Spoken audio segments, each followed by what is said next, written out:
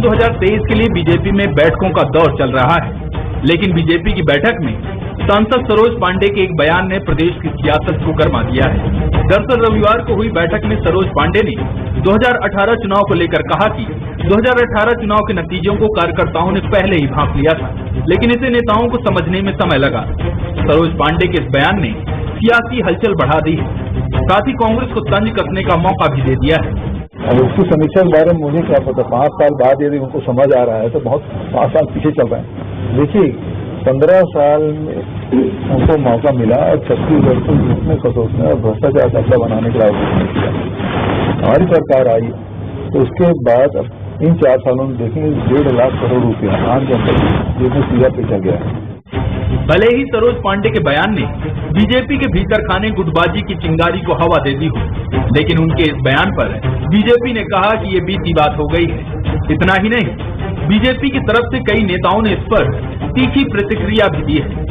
इस बार भारतीय जनता पार्टी के कार्यकर्ताओं को आभास हो गया है कि सरकार हमारी बन रही है और भविष्य में भारतीय जनता पार्टी की सरकार बन रही है, बिल्कुल तय है, ये हमको भी आभास हो गया है।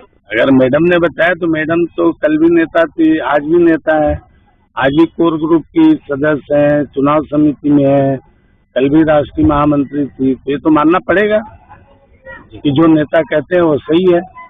2018 के चुनाव के नतीजों को लेकर बीजेपी के भीतर खाने मतभेद के सुर कई बार सुने जाते रहे हैं, लेकिन मिशन 2023 के पहले 2018 पर मंथन और बयानबाजी ने बीजेपी के बड़े नेताओं और रणनीतिकारों के कान भी खड़े कर दिए हैं। ऐसे में देखना दिलचस्प होगा कि बीजेपी गुटबाजी की इस चिंगारी को सुलगने से कैसे रोकती है, ताकि कांग्रेस इसका फायदा न उठा पाए। कुलेश्वर पांडे, बंसल न्यूज, रायपुर। नमस्कार, आज के मुद्दे में आप सभी का स्वागत है। मैं हूं आदित्य नामदेव। 2018 में भारतीय जनता पार्टी की बड़ी हार छत्तीसगढ़ में देखने को मिल रही थी, लेकिन हार के 4.5 साल बाद आखिर उस हार की टीस क्यों बाहर आ रही है? क्यों सरोज पांडे को यह कहना पड़ रहा था कि कार्यकर्ता तो जानते थे बड़े नेताओं के कारण हम चुनाव हारे, और बड़े नेता नहीं समझ पाए लेकिन कार्यकर्ता जरूर समझ गए थे कि हम चुनाव हारेंगे। 4.5 साल बाद उस हार का जिक्र, जिस हार ने भारतीय जनता पार्टी को 15 साल की सरकार को 15 सीटों पर समेट दिया था, उसके बाद लगातार उपचुनाव हुए, उसमें भी भारतीय जनता पार्टी हारी। और सरोज पांडे का वो कद है, सरोज पांडे लगातार राष्ट्रीय नेतृत्व में रही हैं और सरोज पांडे कह रही हैं तो निश्चित तौर पर उस कहने में कोई बात होगी, लेकिन बाकी नेताओं ने क्यों उनकी बात को अनसुनी की? बाकी नेता कार्यकर्ताओं की भाषा, कार्यकर्ताओं का बॉडी लैंग्वेज क्यों नहीं समझ पाए?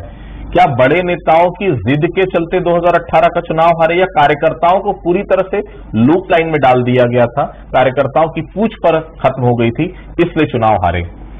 हालांकि हार का कारण जो भी हो, लेकिन आज हार की याद इतने समय बाद आई है, मतलब बेहद साफ है कि ये स्थिति भारतीय जनता पार्टी के लिए बिल्कुल अच्छी नहीं कही जा सकती। इसी विषय पर आज हम डिस्कशन करेंगे। हमारे साथ बातचीत करने के लिए 3 बेहद खास मेहमान मौजूद हैं। हमारे साथ नितिन भंसाली जी, कांग्रेस के वरिष्ठ नेता प्रवक्ता, बहुत स्वागत करता हूं उनका। हमारे साथ अनिरुद्ध दुबे साहब हैं, वरिष्ठ पत्रकार हैं, बहुत स्वागत करता हूं उनका। हमारे साथ देवलाल जी मौजूद हैं, भारतीय जनता पार्टी के वरिष्ठ नेता प्रवक्ता, बहुत स्वागत करता हूं उनका। सबसे पहले देवलाल जी के पास चलूंगा। देवलाल जी, 2018 दिसंबर में तो सरकार बन गई थी कांग्रेस की। आज 4.5 साल बाद ये याद आ रहा है कि कार्यकर्ताओं को पता था आप चुनाव हारने वाले हैं, कार्यकर्ताओं की पूछ परख नहीं हुई, बड़े नेताओं की जिद के कारण हारे, बड़े नेताओं को मालूम था कि चुनाव हार रहे हैं। क्या सब कुछ पता होने के बाद भी कुछ नहीं कर पाई भारतीय जनता पार्टी, या ये कहा जाए कि सब कुछ जानते हुए अनसुना कर दिया गया? उसी का परिणाम था कि 15 साल की सरकार 15 सीटों पर समट गई। देवलाल जी, देखिए ऐसी कोई बात नहीं है। जहाँ तक भारतीय जनता पार्टी के कार्यकर्ताओं की है, तो निश्चित ही भारतीय जनता पार्टी कार्यकर्ताओं की पार्टी है, और ये तो पार्टी की ये खुशी की बात है कि हमारे पार्टी के कार्यकर्ता इतने अनुभवी हैं कि सारा चीजों को भांप लेते हैं। और आज अगर वही कार्यकर्ता भांप रहे हैं कि छत्तीसगढ़ से कांग्रेस की सरकार जाने वाली, तो निश्चित ही 2023 में कांग्रेस की सरकार चले जाएगी। और कांग्रेस के लोगों को तो अपना वो देखना चाहिए जो इनके यहाँ 2-2, 2.5 साल के फार्मूला पर अभी जो इनके टीएस जी बयान दे रहे हैं अंदरूनी मामलों को मैं कब तक जमा के रखूंगा? एक न एक दिन तो बाहर लाना पड़ेगा। तो कहीं न कहीं अंतर कलह की स्थिति कांग्रेस में देखी जा रही है। जहां तक भारतीय जनता पार्टी की सवाल है, तो यहाँ पर नेता और कार्यकर्ता दोनों समन्वय बिठाकर काम कर रहे हैं, और निश्चित ही भारतीय जनता पार्टी कार्यकर्ताओं के बल पर इस चुनाव में विजय प्राप्त करेगी। हेलो जी जी देवलाल जी, मैं अनुज जी के पास होता हूँ। अनुज जी, 4.5 साल बाद उस हार की टीस, जबकि अब तो नया चुनाव पे आपको जाना, आपको सब कुछ भूल के कार्यकर्ताओं को इकट्ठा करके हमको सीधे तौर पर यह बात होनी चाहिए कि इस बार हमको सरकार लानी है भारतीय जनता पार्टी की। अब 4.5 साल बाद हमको कार्यकर्ताओं की याद आ रही है। अभी बताया जा रहा है कार्यकर्ता कुछ नहीं थे, कार्यकर्ता तो परिणाम पहले से जानते थे। कितना महत्व है इस बयान का, वो भी सरोज पांडे का? अनुज जी। निश्चित रूप से बयान का बहुत महत्व है आदित्य जी। देखिए क्या है कि जो सरोज जी कह रही हैं उसको दो चीजों से देखिए। अक्सर ये कहा जाता है कि 2018 का जो चुनाव हारी भारतीय जनता पार्टी बहुत बुरी तरह से, तो उसके पीछे एंटी इनकम्बेंसी थी। लेकिन स्थिति ये थी, दुबले को 2 आषाढ़, एंटी इनकम्बेंसी तो थी ही और कार्यकर्ता जो है मैक्सिमम जो है घर बैठ गए थे। और दूसरी बात यह है कि सरोज पांडे जी खुलकर इसमें कुछ नहीं बोल रही होंगी, लेकिन एक चीज और है। आप 2014 का लोकसभा चुनाव भी तो याद करिए। सिर्फ यहाँ पे दुर्ग से कांग्रेस की सीट जो है वहां पे जीती थी और बाकी सब जगह जो यहाँ पे बीजेपी का जोर था। तो दुर्ग जो है सरोज पांडे जी का क्षेत्र रहा है, प्रेम प्रकाश पांडे जी का रहा है, उस समय हेमचंद यादव जी भी जीवित थे। तो फिर ऐसा क्या था कि 3 कद्दावर नेताओं के रहते रहते में वहां जो है वहां पे पूरा चीजें बदल गई थी। तो ये सब चीजें, बहुत सारी चीजें आके मिलती हैं। और निश्चित रूप से देखिए क्या है कि उन्होंने तब कहा जब ओम माथुर जी जो है छत्तीसगढ़ प्रभारी भाजपा के राष्ट्रीय महासचिव है, उनका आगमन हुआ। तो एक बहुत बड़ा मैसेज देने की कोशिश है।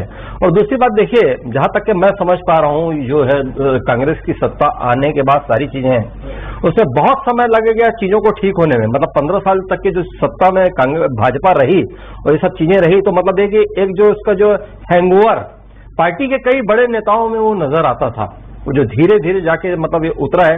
और चीजें अब जमीन में भारतीय जनता पार्टी पूरी फुर्ती के साथ और पूरी तत्परता के साथ लड़ते तो दिख रही है। लेकिन हो सकता है कि कहीं कोई और भी कमी नजर आ रही हो, पार्टी का इंटरनल मामला हो जिससे खुल के नहीं बोला जा सकता हो। तो उन्होंने आज जो है प्रदेश प्रभारी के आगमन के समय में जो ओम माथुर जी, जिनका खुद बहुत बड़ा कद है, यहाँ पे एक जो है उन्होंने जो एक शिगुफा छोड़ा है, जो भी बात छोड़ी, उसके पीछे गहरा अर्थ लगाया जाना चाहिए। आदित्य जी। नितिन जी, 4.5 साल बाद टीस याद आ रही है, कार्यकर्ताओं की याद आ रही भारतीय जनता पार्टी को। सरोज पांडे जो मीडिया में कहीं गायब सी हो गई थी, अचानक उद्धृत होती और ये याद दिलाने की कोशिश करती हैं, भाई 2018 में तो हमारे कार्यकर्ता जानते थे। मतलब बेहद साफ है, कार्यकर्ताओं का पक्ष लेते वो कह रही कि कार्यकर्ता तो चाहते थे, लेकिन जिस प्रकार से नेतृत्व था, जिस प्रकार से अनसुना किया गया कार्यकर्ताओं को, इसलिए हम चुनाव हारे। 4.5 साल बाद जब आपको फिर से 4-5 महीने बाद चुनाव में जाना है, नितिन जी, इस बयान के आखिर मायने क्या है? सरोज पांडे जी दुखी है, इससे एक स्पष्ट रूप से दिखता है, क्योंकि बहुत बड़ी गुटबाजी की शिकार भारतीय जनता पार्टी के भीतर में हुई है, जहां पर पूरे प्रदेश में भाजपा के ऐसे ऐसे चेहरे चुनाव जीते थे जिनको कोई जानता नहीं था। उस स्थिति में कद्दावर नेत्री जो कि राष्ट्रीय स्तर पे भी काफी पदों पर रही, पहले सांसद भी रही, बीजेपी की धमा चौकड़ी ने दुर्ग में घेर कर इनको चुनाव हराया।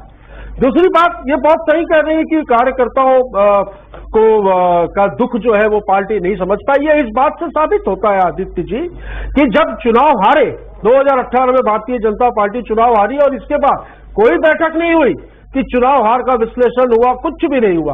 क्या किया इन्होंने? पूरा ठिठरा कार्यकर्ताओं पर फोड़ दिया और ये कहा कि कार्यकर्ताओं ने काम नहीं किया इसलिए हम चुनाव हार गए। किसी भी बड़े नेता ने चुनाव के हारने की जिम्मेदारी नहीं ली।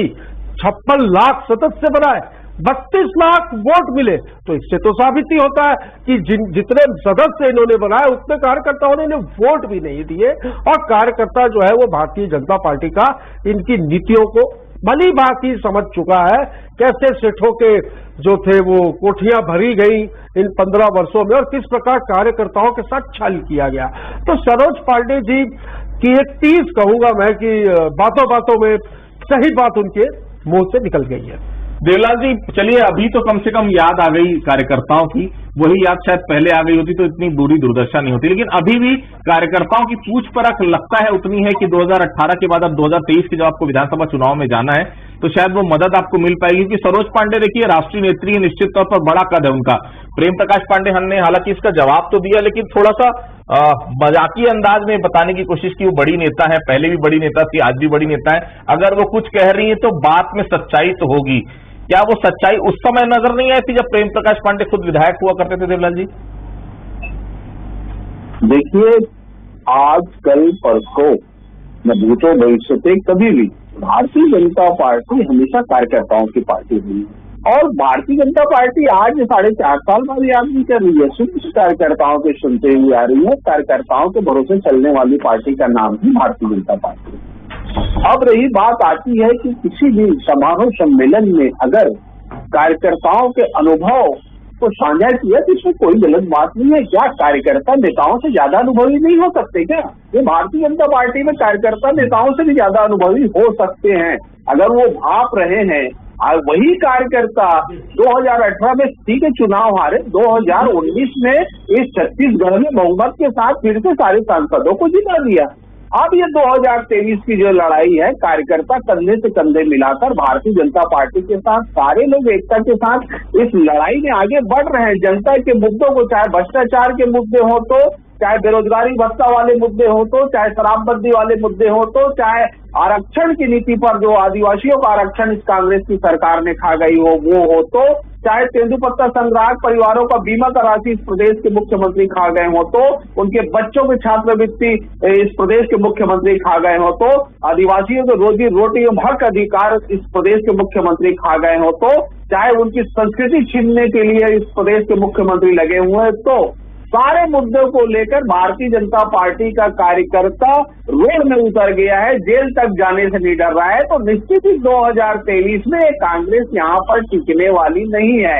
कांग्रेस की पार्टी जाने वाली है। कहीं न कहीं कांग्रेस के लोग भारतीय जनता पार्टी के कार्यकर्ताओं के एकजुटता से घबरा रहे हैं कि कहीं भारतीय जनता पार्टी के कार्यकर्ता एकजुट होकर अगर मैदान में खड़े हो गए तो कांग्रेस को मुंह छुपाने एकजुट क्यों नहीं हो पाया? क्या नाराजगी थी बड़े नेताओं से? क्या जो मंत्री थे उनसे नाराजगी थी? क्योंकि मुझे बहुत अच्छे से याद है जैसे 2018 का रिजल्ट आया था देवलाल जी, तो कई कार्यकर्ताओं से बात हुई थी। उनका कहना था हम बहुत खुश हैं जो सरकार नहीं आई। क्या इतना ज्यादा विरोध हो गया था कार्यकर्ताओं और सरकार के बीच में कि कार्यकर्ता खुद ही चाह रहा था कि सरकार रिपीट ना हो? देखिए 2018 में कार्यकर्ताओं ने पूरा मन से काम किया, लेकिन जो इस लोकतंत्र के मंदिर में जो भगवान होता है वो जनता होता है। अगर जनता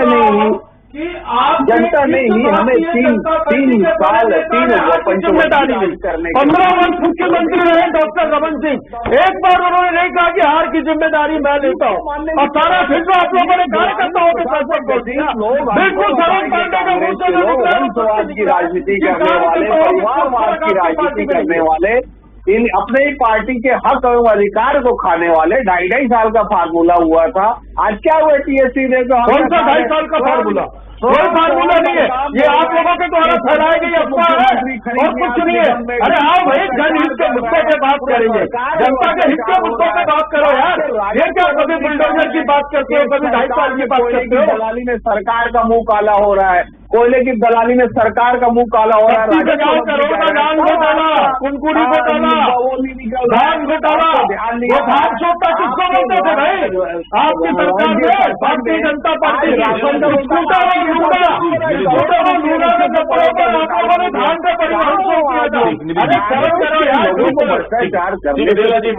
सब तो बात करें जी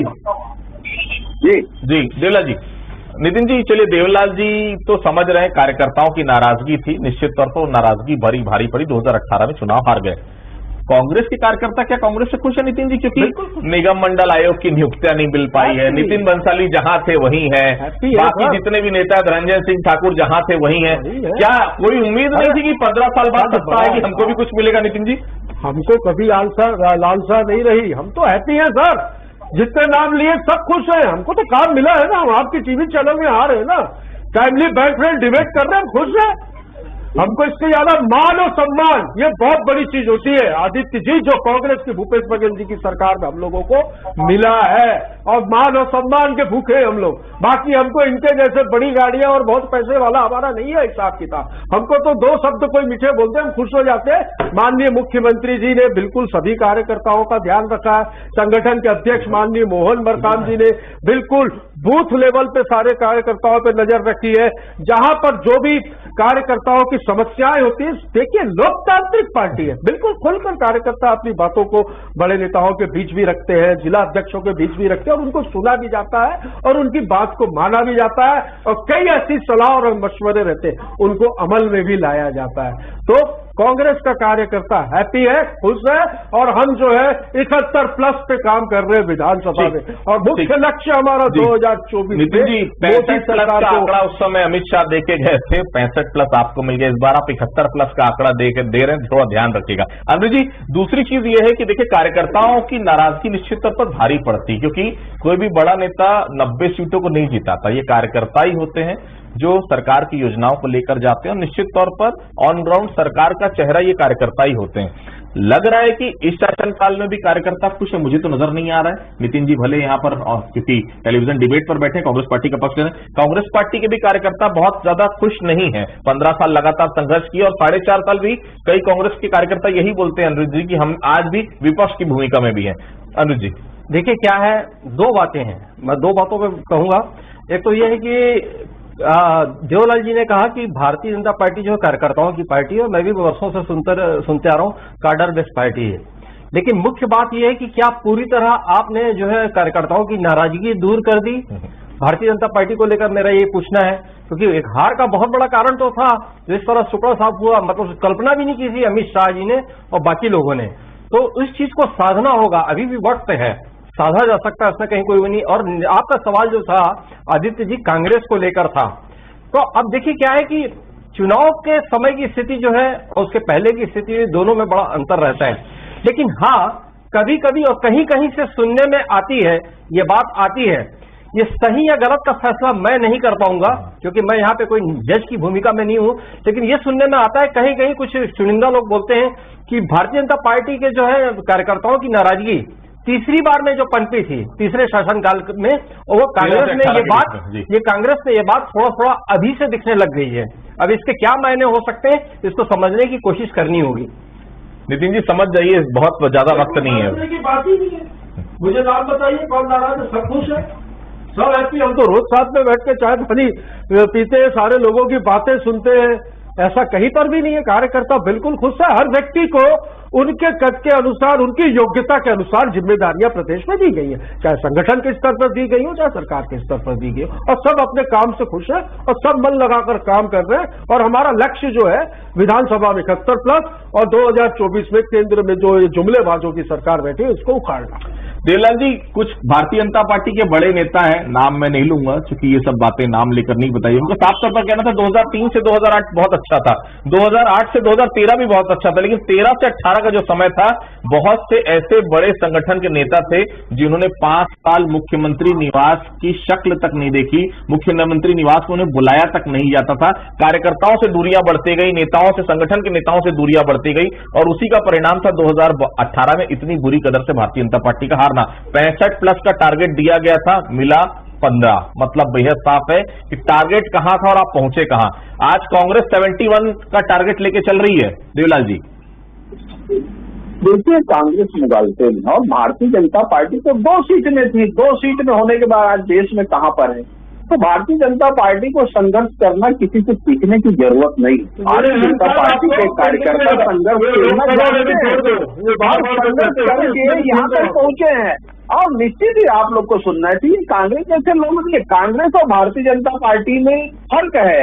कांग्रेस के जो लोग होते हैं वो गांधी परिवार का विकास कैसे हो, गांधी परिवार को सत्ता सिंहासन में कैसे बैठाया जाए, वही भारतीय जनता पार्टी का जो कार्यकर्ता है वो देश के लिए सोचता है, देश का विकास कैसे हो, राष्ट्र सर्वोपरि है।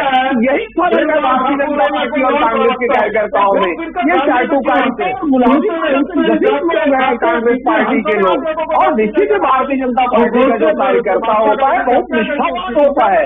अगर वो निष्ठावान तरीके से अगर किसी कार्य को करने के लिए आगे आ जाए तो कांग्रेस कोई पार्टी भारतीय जनता पार्टी के मुकाबले नहीं कर सकती। ये बात तो सत्य है, और हमें अपने भारतीय जनता पार्टी के कार्यकर्ताओं पर गर्व है। हमारे पास ऐसे निष्ठावान कर्मठ सिपाही है, कार्यकर्ता है जो कांग्रेस के लोगों को ढूंढ चटा सकते हैं और यहाँ पर गाँव गरीब किसान के मुद्दों को लेकर भारतीय जनता पार्टी के कार्यकर्ता सड़क पर है, न्याय के लिए लड़ रहे हैं। यही तो भारतीय जनता पार्टी की सोच रही है कि अंतिम व्यक्ति तक भारतीय जनता पार्टी कैसे पहुंचे और उन्हें अग्रिम पंक्ति में लाने कैसे करें। अगर मैं कहूँ पोजीशन केवल एक थी, आसपास के जो लोग थे उनके हिसाब से सब तमाम चीजें चलती थी। इस शासनकाल में भी बहुत सारी अलग अलग धाराएं हैं। चरणदास महंत कहीं और बह रहे हैं, टीएस बाबा कहीं और जा रहे हैं, जयसिंह अग्रवाल कहीं और जा रहे हैं, और भी बड़े नेता हैं, मोहन मरकाम का डायरेक्शन कहीं और लग रहा है। ये वो सब डायरेक्शन थे जो पहले एक साथ थे करके 2018 में सरकार बनी। अब ये डायरेक्शन बहुत अलग अलग जा रहे हैं। अनुज जी, फर्क पड़ेगा 2023 में इसका? देखिए क्या है, 2018 के चुनाव में जो दो बड़ी ताकतें दिखी थी, जहां तक मैं समझ पाता हूं, तो एक भूपेश बघेल और दूसरा टीएस सिंहदेव। उसका भी एक कारण था। भूपेश बघेल जी प्रदेश कांग्रेस अध्यक्ष थे और टीएस सिंहदेव नेता प्रतिपक्ष छत्तीसगढ़ विधानसभा, और दोनों की मतलब दोनों में एक अच्छा तालमेल दिखने में नजर आता था। और दूसरी बात, जो चुनावी जो घोषणा पत्र तैयार हुआ था उसमें टीएस सिंहदेव जी जो है उसमें उन्होंने बहुत मेहनत की थी, और भूपेश बघेल जी तो सतत आंदोलन अपने अध्यक्ष में रहते हुए उन्होंने किया, उनके नेतृत्व में आंदोलन हुए तो वो तो चलता था। अब जहां तक कि देखिए, जब भी सत्ता आती है किसी भी पार्टी की हो तो उसमें कई रंग उभर कर सामने आते हैं आदित्य जी।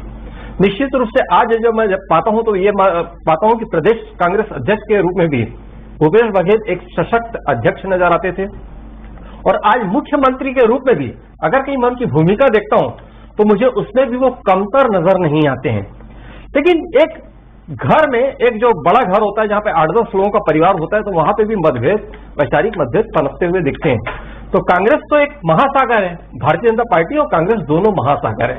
तो उसमें अगर कहीं अलग अलग धाराएं नजर आती है, कभी चाहे वो सौरभ पांडे जी का कुछ स्टेटमेंट नजर आए या उधर से डॉक्टर चरणदास महंत जी का कोई स्टेटमेंट अगर कहीं सामने आ जाए तो ये स्वाभाविक है। और अभी देखिए, एक जो है यहाँ पे एक जो कार्यक्रम राजधानी रायपुर में हुआ, तो वहां एक ही मंच से जो है भूपेश बघेल जी और टीएस सिंहदेव जी एक दूसरे की मुक्त कंठ से प्रशंसा करते नजर आए। तो अब आप इसको क्या किस रूप में लेंगे? तो इसीलिए राजनीति जो है, मैं कभी समझा करता था कि बहुत आसान चीज है, लेकिन एक समय के बाद मुझे समझ में आया कि इसमें बहुत पेचीदगी है, इसमें बहुत सधना पड़ता है और बहुत साधना पड़ता है। तो उसको इस नजरिए से देखिए कि दोनों पार्टी महासागर और बड़ा परिवार है, तो मतभेद तो दिखेंगे ही। देवलाल जी, मतभेद तो आपकी पार्टी के अंदर अभी भी नजर आ रहे हैं, अभी भी बहुत सारे खेमे हैं। पूर्व नेता प्रतिपक्ष धर्मलाल कौशिक अलग, नारायण चंदेल अलग, अरुण साव अलग। अब तो ये भी एक भूमिका नजर आ रही है और ये भी अंदर खाने नजर आ रही चीजें कि बैस जी की भी एंट्री छत्तीसगढ़ में कराई जा रही। कितनी सच्चाई है इस खबर पे मैं इस बात पे नहीं जाना चाहता, लेकिन अभी भी क्या वो चेहरा नहीं ढूंढ पाई है भारतीय? क्योंकि कार्यकर्ता किसके पीछे चलेगा, किसको अपना नेता मान के चलेगा? कोई तो नेता चाहिए। आज मुख्यमंत्री भूपेश बघेल के नाते कांग्रेस के पास नेता तो है, भारतीय जनता पार्टी किसके सहारे 2023 का चुनाव लड़ना चाह रही है? देखिए, भारतीय जनता पार्टी की यही खूबसूरती है कि एक जो आम जमीन में काम करने वाला कार्यकर्ता है वही भारतीय जनता पार्टी का चेहरा होता है। सारे भारतीय जनता पार्टी के लोग कमल छाप के निशान के नीचे उसके नेतृत्व में चुनाव लड़ेंगे और निश्चित ही भारतीय जनता पार्टी की छत्तीसगढ़ में जीत होगी। ये भारतीय जनता पार्टी की खूबसूरती है कि कब जो छोटा कार्यकर्ता जो काम कर रहा है वो बड़ा कार्यकर्ता बन जाता है। ये कांग्रेस की तरह नहीं, वंशवाद वर्षों से चले आ रहे हैं, जहां पर जिनका वंश चले आ रहा है, गांधी मतलब गांधी परिवार से चालू, गांधी परिवार में खत्म। ये कांग्रेस की रीति रही है। वंशवाद की पार्टी भारतीय जनता पार्टी लोकतंत्र पर विश्वास करने वाली लोकतंत्र पार्टी है। राजा का बेटा राजा नहीं बनेगा, जो संघर्ष करेगा वही राजा बनेगा। ये भारतीय जनता पार्टी भारतीय जनता पार्टी में चेहरे की आवश्यकता नहीं है। आप मुख्यमंत्री जाएंगे, भारतीय जनता पार्टी के कार्यकर्ता मुद्दों को लेकर जाएगी। आपने शराबबंदी का वादा किया, उस मुद्दे को लेकर जाएगी। आपने आरक्षण खा गया, उस मुद्दे को लेकर जाएगी। आपने बेरोजगारी का आग खा गया, उस मुद्दे को लेकर जाएगी। आपने गरीबों का आवाज खा गया, उस मुद्दों को लेकर जाएगी। आपकी अकबंधकारी नीति इस प्रदेश के मुख्यमंत्री भूपेश बघेल जी ने आदिवासियों के हक एवं अधिकार में डाका डालकर वहां से 900 करोड़ रुपए लूट कर ले आए बस्तर क्षेत्र से, अपने विधानसभा में काम करा लिया। वहाँ के आदिवासी बच्चे तेंदुपत्ता संग्रह परिवार के 5,000 बच्चे, अरे उन लोगों को छात्रवृत्ति देनी थी, उनका पैसा खा गए। इस आपके जो